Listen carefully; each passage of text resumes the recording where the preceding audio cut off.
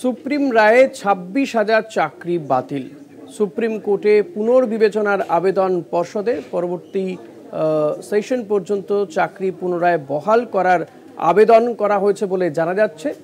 Supreme রায়ে প্রায় ২৬,০০০ চাকরি বাতিল হয়েছে এবং এক্ষেত্রে পর্ষদের পক্ষ থেকে কিন্তু এই রায়ে পুনর্বিবেচনার আবেদন করা হয়েছে।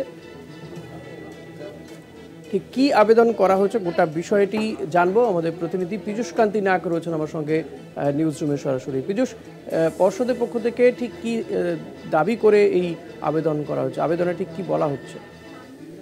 দেখো, তোমায় জানিয়ে রাখি যে সুপ্রিম কোর্টে যে পুনর্বিবেচনার আবেদন জানানো হয়েছে, এই আবেদনে যৌক্তিকতা কি আছে, অর্থাৎ সুপ্রিম কোর্টে সংবিধানের ১৩৭ নম্বর ধারা অনুযায়ী, অনুচ্ছেদ অনুযায়ী সুপ্রিম কোর্টে এই পুনর্বিবেচনার আবেদন জানানোর যে এখতিয়ার রয়েছে এবং সুপ্রিম কোর্টে তা শোনার সুপ্রিম কোর্টের এখতিয়ার রয়েছে।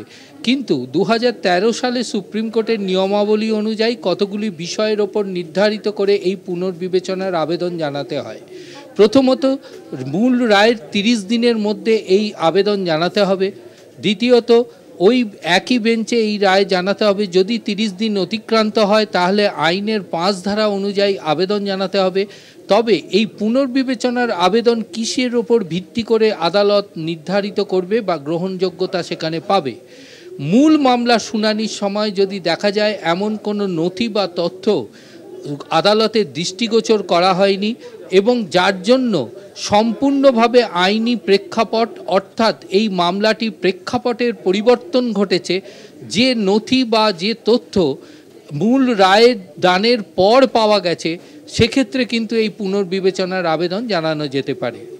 দ্বিতীয়ত, যদি পুনর্বিবেচনার আবেদন জানানোর ক্ষেত্রে যদি দেখা যায় যে আদালত যে রায় দিয়েছে সেই রায় সম্পূর্ণভাবে সাংবিধানিক অধিকার, বা দেখা যায় যদি যে সেই রায়ের ফলে বাস্তবায়নের ক্ষেত্রে বা অন্যান্য ক্ষেত্রে অসুবিধার সৃষ্টি হচ্ছে এবং সেক্ষেত্রে সেই যে প্রেক্ষাপট, মূল মামলার যে প্রেক্ষাপট তার পরিবর্তন ঘটছে, সেক্ষেত্রে পুনর্বিবেচনার আবেদনের গ্রহণযোগ্যতা পাবে।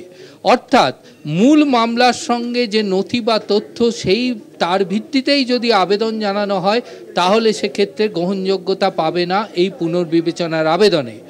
বর্তমানে যে পর্ষদের পক্ষ থেকে যে আবেদন জানানো হয়েছে সেখানে পরিষ্কারভাবে বেশ কয়েকটি বিষয় তুলে ধরা হয়েছে। প্রথমত, এই যে ২৫,৭৫৩ জনের চাকরি বাতিল বলে ঘোষণা করা হয়েছে, এই ২৫,৭৫৩ জনের পেছনে ৪ থেকে ৫ জন করে যদি পরিবারের সদস্য সংখ্যা ধরা হয় তাহলে বেশ কয়েক লাখ সদস্য কিন্তু বা এই পরিবারের সদস্যরা কিন্তু আর্থিক দুর্বলতার কবলে পড়বে। অর্থাৎ এই যে প্রেক্ষাপটের যে পরিবর্তন সেই বিষয়টি তুলে ধরা হয়েছে। দ্বিতীয়ত, যে রাজ্যে যে সমস্ত বিদ্যালয়গুলি আছে সেই বিদ্যালয়গুলিতে ২৫,৭৫৩ জনের চাকরি চলে যাওয়ার ফলে দেখা যাচ্ছে যে সেই বিদ্যালয়গুলিতে যে পঠন পাঠন তার পরিস্থিতি কিন্তু ভেঙে পড়ছে। অর্থাৎ ছাত্রছাত্রীদের শিক্ষা ব্যবস্থায় একটা সমস্যা তৈরি হয়েছে। এই দুটি প্রেক্ষাপট যদি সুপ্রিম কোর্টের কাছে পুনর্বিবেচনার আবেদনে সঠিকভাবে তুলে ধরা হয় তাহলে কিন্তু আইনজীবী মহল মনে করছে যে এই বিষয়টি কিন্তু সম্পূর্ণভাবে গ্রহণযোগ্যতা পেতে পারে। তবে সুপ্রিম কোর্ট এবং হাইকোর্টের পুনর্বিবেচনার আবেদনের ক্ষেত্রে প্রক্রিয়াকরণে যথেষ্ট ফারাক রয়েছে। সুপ্রিম কোর্টে সাধারণত চেম্বার হিয়ারিং হয়, অর্থাৎ বিচারপতিরা তাদের চেম্বারে তারা হিয়ারিং করেন, হিয়ারিং সেই নথি দেখে তারপরে তারা রায় ঘোষণা করেন।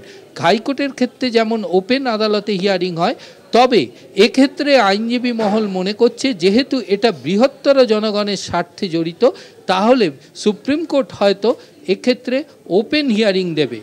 এই ক্ষেত্রে সুপ্রিম কোর্টে যে সমস্ত পুনর্বিবেচনার আবেদনগুলি এর আগে হয়েছে তার মধ্যে সার্ভিস ম্যাটারে বহু ক্ষেত্রে দেখা গেছে অন্ধ্রপ্রদেশের ম্যাটারে যে সুপ্রিম কোর্ট পুনর্বিবেচনার আবেদন গ্রহণ করেছে এবং তার রায় পরিবর্তন করেছে।